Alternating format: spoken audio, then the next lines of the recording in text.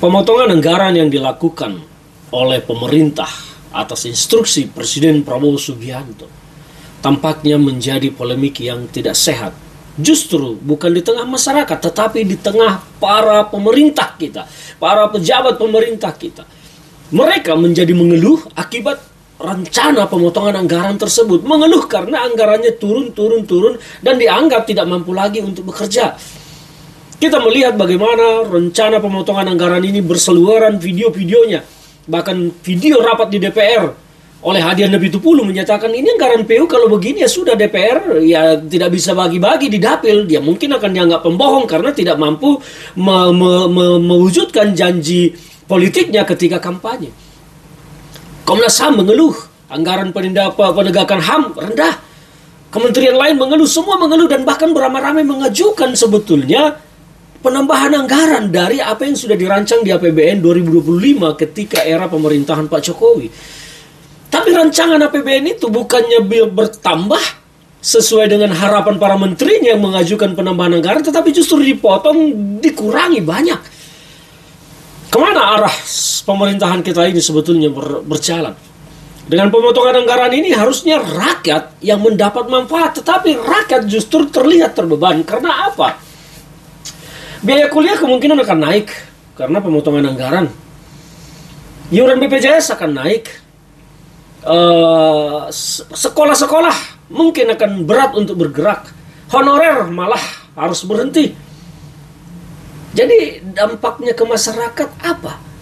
Pemotongan anggaran ini kan menjadi pertanyaan. Karena Pak Prabowo selalu menyatakan anggaran ini dipotong untuk rakyat. Tetapi rakyat justru terbeban dan tidak mendapat manfaat. Jadi ini menjadi sebuah anomali berpikir ketika merencanakan sesuatu untuk rakyat, tetapi justru rakyat yang terbeban. Narasi yang dikembangkan adalah pemotongan anggaran ini untuk rakyat, tetapi justru rakyat merasakan beban yang semakin bertambah, bukannya berkurang. Kalau pemotongan anggaran itu untuk rakyat, harusnya kan beban rakyat berkurang, bukan bertambah. Ini logika berpikir normal. Tapi fakta sekarang yang ada adalah anggaran dipotong, pejabat pemerintah menjerit, dan rakyat juga menjerit. Kita mendukung upaya pembenahan menyingkirkan anggaran-anggaran yang tidak jelas di dalam APBN. Kita sangat mendukung itu. Tetapi jangan sampai pemotongan anggaran ini terjadi hanya untuk mewujudkan, memenuhi hasrat-hasrat para pejabat soal pendapatan gaji yang memang sekarang pejabat kita kalau dihitung jumlahnya banyak sekali. Kabinet baru ini aja mungkin sampai staf khusus nanti akan berjumlah ribuan orang, 1000 lebih. Dari mulai menterinya punya staf ahli segala macam, staf khusus. Jumlahnya mencapai akan bisa 1000-an lebih. Jangan sampai anggaran ini dipotong hanya untuk memenuhi itu. Bahkan bazar-bazar pun naik kelas menjadi staf khusus. Dan ironinya, masyarakat belum tahu akan dapat apa karena semua naik, pajak kendaraan naik, apa-apa naik. Jadi rakyat dapat apa sebetulnya dari pemotongan anggaran ini?